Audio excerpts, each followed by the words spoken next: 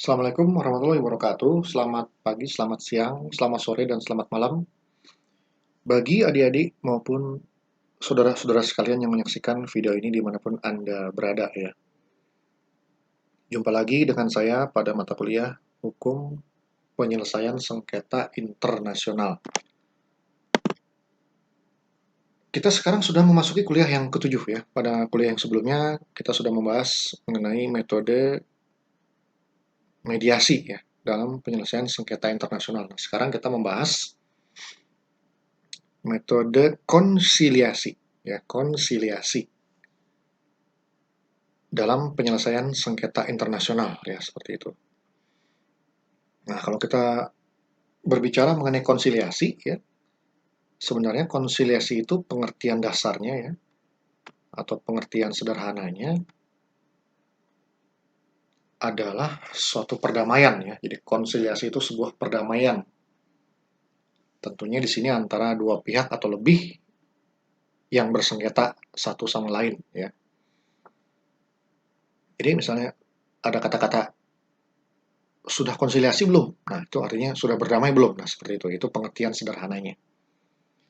Nah, dalam praktek hubungan internasional, konsiliasi ini juga menjadi sebuah metode ya, yang tersendiri di dalam penyelesaian sengketa internasional. Nah, tidak berbeda jauh dengan mediasi dan metode lainnya yang menggunakan pihak ketiga. Nah, dalam konsiliasi ini pun dilibatkan pihak ketiga ya, dalam upaya untuk menyelesaikan sengketa yang terjadi di antara negara-negara ya. Bahkan konsiliasi ini pada hakikatnya merupakan kombinasi atau gabungan dari good office dan mediasi di suatu pihak ya, serta inquiry ya, atau uh, fact finding atau komite pencari fakta di lain pihak ya.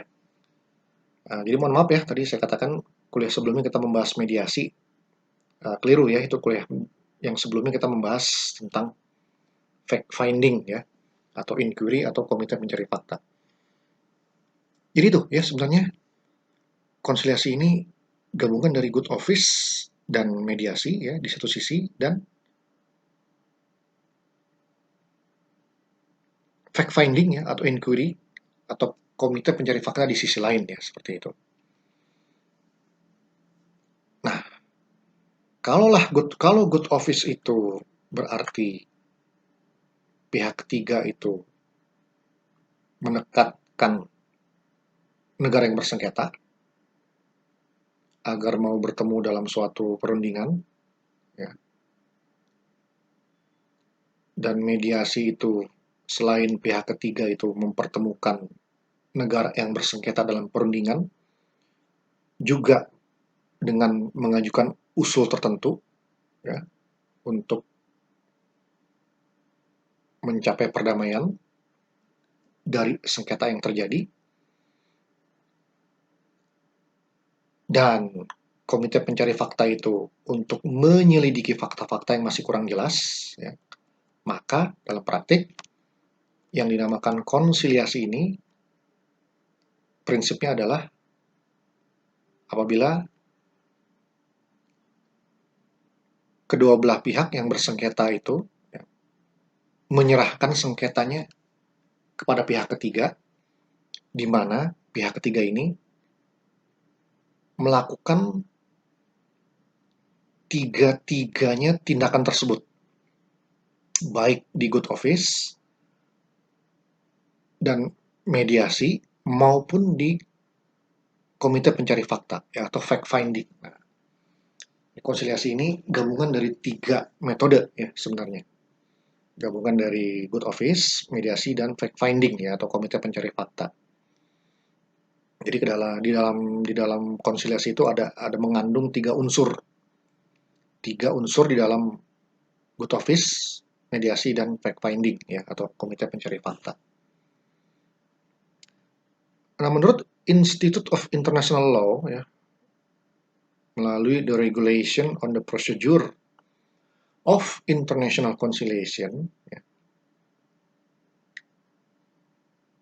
dalam regulation tersebut, ya, di pasal 1 dikatakan bahwa konsiliasi itu adalah suatu metode penyelesaian sengketa bersifat internasional dalam suatu komisi yang dibentuk oleh pihak-pihak yang sifatnya permanen atau sementara berkaitan dengan proses penyelesaian sengketa. Nah, jadi ada komisi yang bersifat permanen ini, ya, ataupun sementara. Ya, tapi memang prinsipnya lebih banyak permanen, ya, kalau konsiliasi ini. Nah, konsiliasi ini dipimpin oleh seorang konsiliator, ya. Dipimpin oleh konsiliator. Nah, ini kalau mediasi itu mediator, ya, penengahnya. Nah, kalau dalam konsiliasi ini, maka yang jadi penengahnya disebut konsiliator, ya, seperti itu. Nah, sama seperti halnya mediasi, ya. Di sini konsiliator diberikan hak untuk mengadakan hearing, ya. Hearing ini dengar pendapat, ya. Konsiliator sama halnya dengan mediator diberikan hak untuk mengadakan hearing atau dengar pendapat dengan masing-masing pihak. Nah, setelah mendengarkan pendapat, ya, dari masing-masing pihak yang bersengketa, maka tentunya akan dikumpulkan fakta-fakta, ya, akan terkumpul fakta-fakta oleh konsiliator. Nah, kemudian fakta-fakta yang terkumpul ini dilaporkan kepada negara-negara yang bersengketa, ya. Tetapi tentu saja fakta-fakta yang dikumpulkan dan kemudian menjadi laporan konsiliator ini tidaklah mengikat pihak-pihak yang bersengketa. Ya, artinya negara-negara yang bersengketa itu bisa menerima laporan ini atau bisa juga tidak menerima, ya, seperti itu. Nah, apabila memang pihak-pihak yang bersengketa itu mengakui bahwasannya fakta-fakta yang ditemukan dan kemudian disusun dalam laporan itu benar-benar lengkap dan jelas, ya, maka hal ini tentu mengarah kepada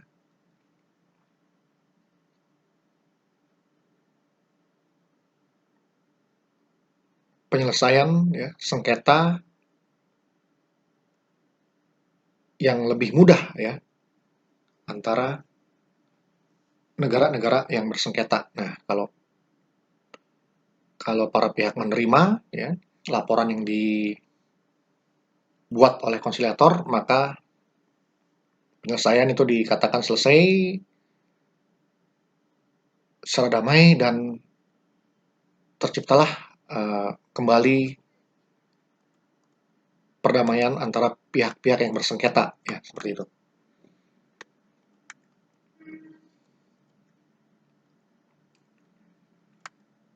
Nah, dalam konsiliasi, ya, pihak konsiliator ini, ya, atau pihak ketiganya disebut konsiliator ini biasanya terdiri dari lembaga, ya, atau komisi yang permanen, ya, atau bisa juga bersifat ad hoc atau sementara, ya. Pihak ketiga ini, ya, atau konsiliator ini, ya, atau komisi baik yang permanen atau ad hoc ini, mereka dimintakan bantuan untuk menyelidiki fakta-fakta, ikut juga dalam berunding, dan pada akhirnya mengajukan usul-usul tertentu sebagai proposal perdamaian, ya, seperti itu. Nah, konsiliator ini dapat terdiri dari beberapa anggota, ya. Tapi ada juga eh, konsiliasi ini yang hanya dijalankan oleh satu orang atau seorang konsiliator saja, ya. Sebagaimana misalnya terjadi pada kasus yang timbul di Kenya, Uganda, dan Tanzania. Dalam sengketa ini yang diselesaikan melalui konsiliasi, yang menjadi konsiliatornya adalah Dr. Victor Umbrich, ya, seorang diplomat dari Swiss. Jadi Victor ini yang menjadi konsiliatornya, ya, seperti itu.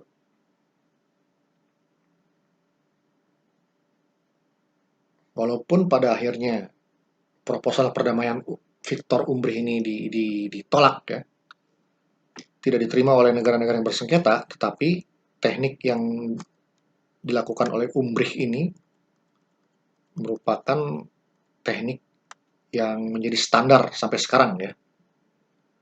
Teknik ini menjadi masterpiece dan dijadikan standar umum bagi penyelesaian sengketa melalui konsiliasi.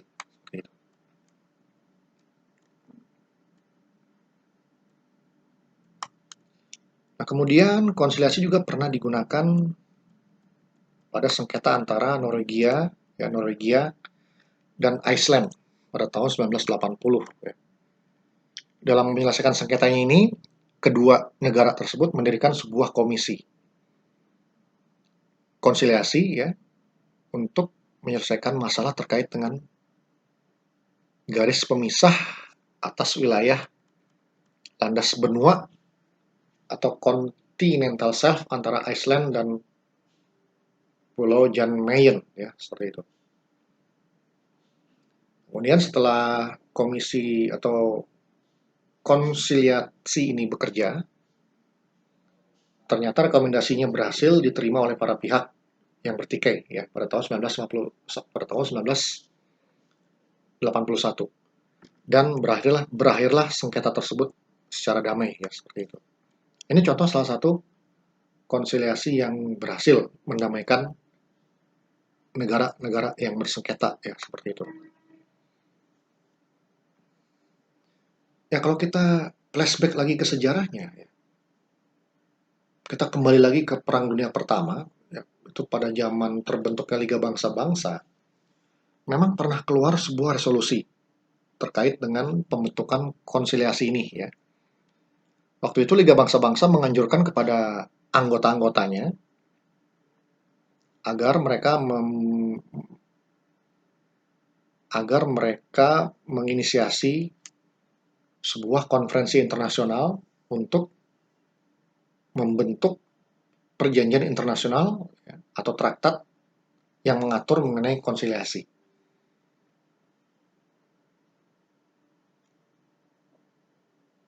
Nah, bahkan tidak hanya pada perjanjian yang bersifat multilateral ya, juga termasuk perjanjian-perjanjian yang bilateral ya, antar dua negara. Liga Bangsa-Bangsa pun menganjurkan agar negara-negara anggotanya yang membuat perjanjian bilateral itu memasukkan pengaturan tentang konsiliasi di dalam perjanjiannya itu ya.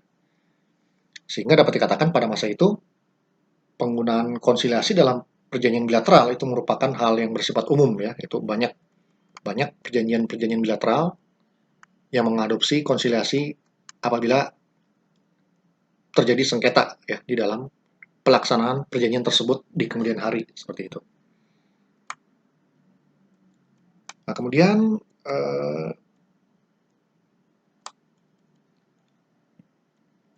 inisiatif dari LBB ini ya, inisiatif dari Liga Bangsa-Bangsa ini untuk mengembangkan daripada konsiliasi ini ya, kemudian dilanjutkan oleh PBB ya, Perserikatan Bangsa-Bangsa. Nah, Majelis Umum PBB pada tahun 1947 ya, tahun 1947 itu membentuk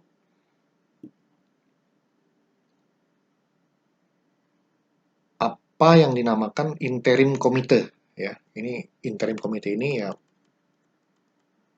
masih terkait erat ya dengan konsiliasi, seperti itu. Nah, dalam rangka menindaklanjuti kebijakan interim komite ini yang dibentuk oleh Majelis Umum PBB, maka negara-negara seperti Inggris, Prancis, Belgia, Belanda, Luxembourg ya, pada tahun 1948 ya, itu membuat Treaty of Bruxelles ya, Treaty of Bruxelles. Nah, perjanjian Bruxelles ya, itu antara Inggris, Prancis, Belgia, dan Belanda. Nah, perjanjian ini mengatur mengenai perdamaian atau konsiliasi dalam sengketa-sengketa antar mereka ya. Saya ulangi, perjanjian ini mengatur mengenai perdamaian atau konsiliasi dalam sengketa-sengketa yang terjadi antar mereka, ya, yang berada di luar skop eh,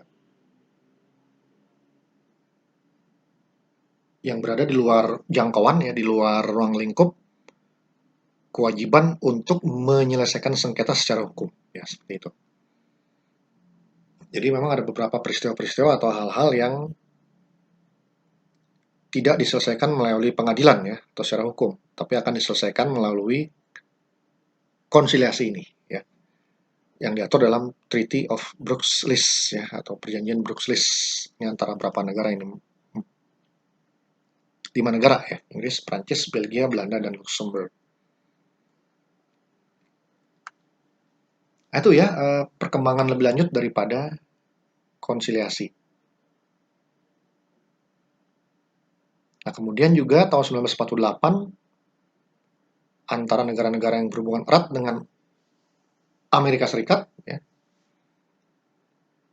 di Bogota, Filipina juga diadakan American Treaty of Pacific Settlement, di mana dalam treaty ini juga dikembangkan teknik konsiliasi dalam rangka memberikan bantuan untuk perdamaian dunia, ya, seperti itu. Nah, lagi-lagi di sini konsiliasi kembali mendapat tempat, ya, dalam American Treaty of Pacific Settlement. Jadi memang secara bertahap, ya, konsiliasi ini dari mulai awal yang sederhana kemudian berkembang terus, ya, pengaturannya di dalam berbagai traktat, ya, seperti itu.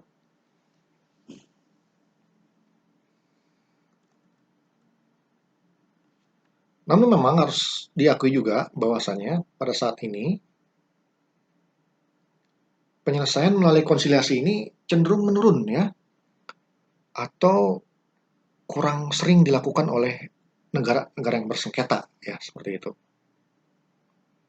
Walaupun secara pengaturan itu, ya, banyak sekali diatur tentang konsiliasi dalam berbagai traktat, ya, seperti yang tadi kita ungkap beberapa traktat di atas yang mengatur tentang konsiliasi. Cuma memang dalam praktiknya negara-negara itu eh, tidak terlampau sering, ya, untuk menggunakan konsiliasi dalam menyelesaikan sengketa-sengketanya.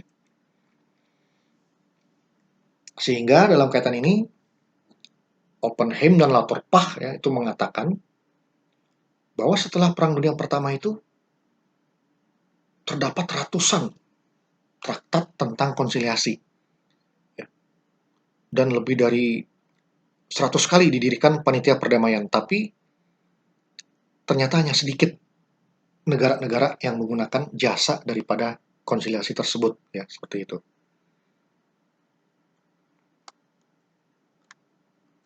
Nah, kemudian konsiliasi ini, ya, dalam perkembangannya terus mengalami mengalami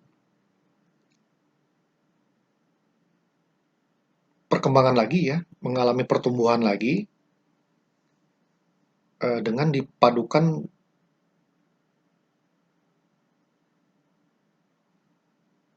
oleh metode-metode penyelesaian sengketa yang lain, ya, seperti itu.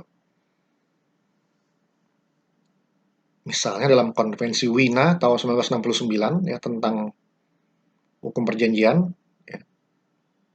Kemudian dalam Traktat Pendirian Negara-Negara Karibia Timur, ya, Konvensi Hukum Laut PBB tahun 1982, Konvensi 1992 mengenai keragaman makhluk hidup. Nah, juga ini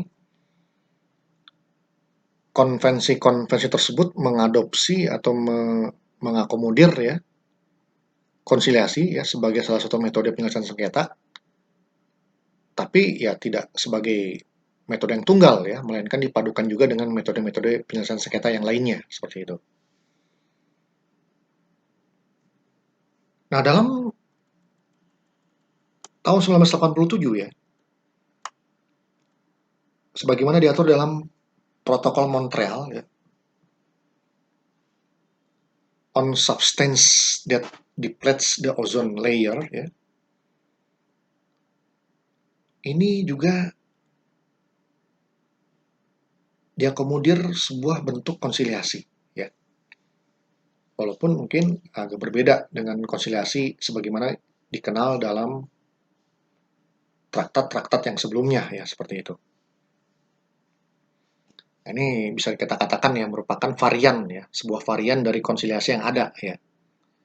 Jadi bukan konsiliasi dalam artian yang tradisional, melainkan varian dari konsiliasi. Nah, menurut protokol ini, ya,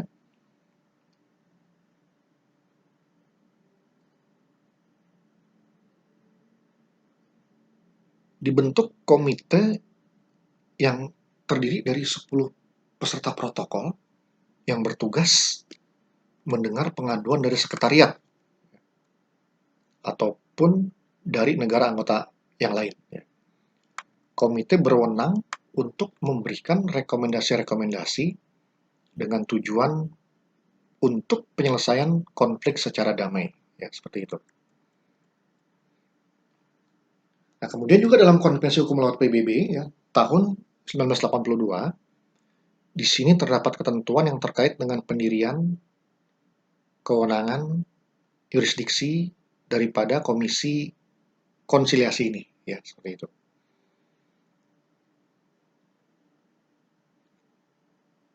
Nah, bagi negara-negara yang berkehendak untuk mendirikan komisi ad hoc,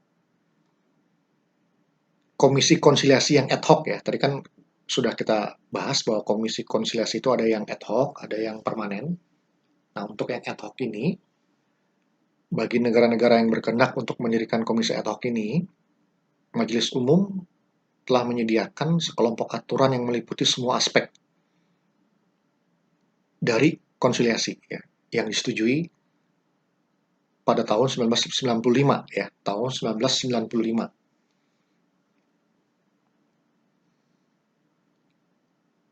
Ini lagi-lagi perkembangan yang terbaru ya, yang terkait dengan konsiliasi ya, seperti itu.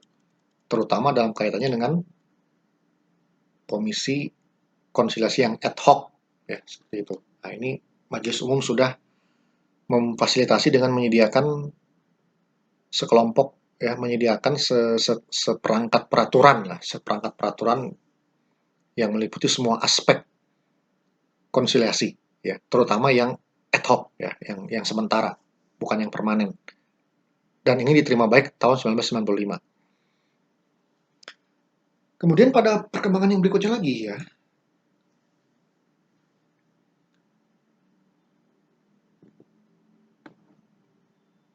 tahun 1996 ya, ini tahun berikutnya ya,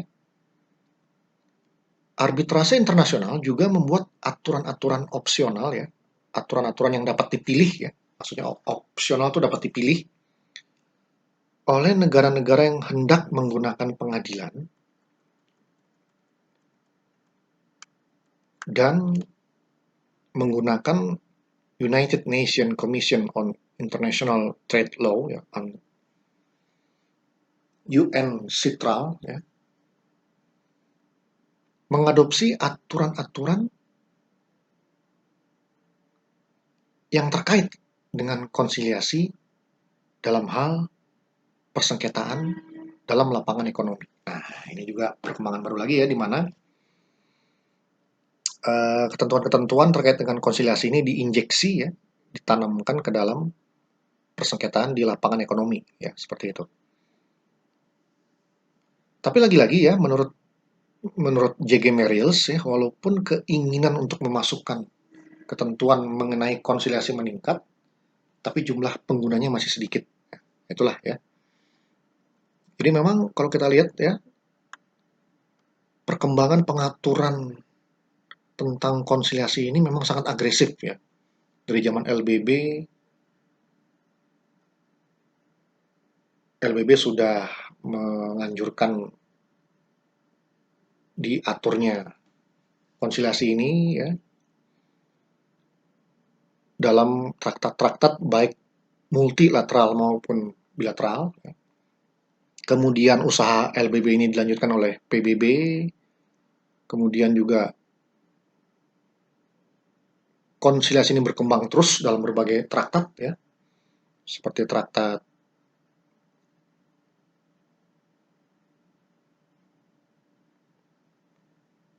Hukum Laut PBB ya tahun 1982 ya.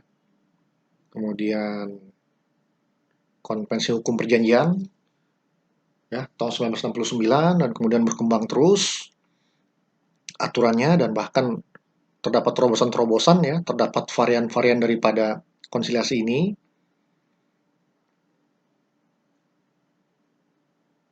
Namun sayang eh,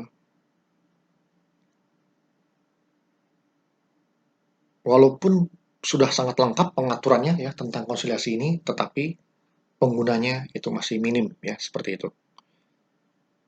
Baik ya, itu dulu yang bisa saya sampaikan pada kuliah hari ini. Apabila ada pertanyaan dapat diajukan pada forum diskusi atau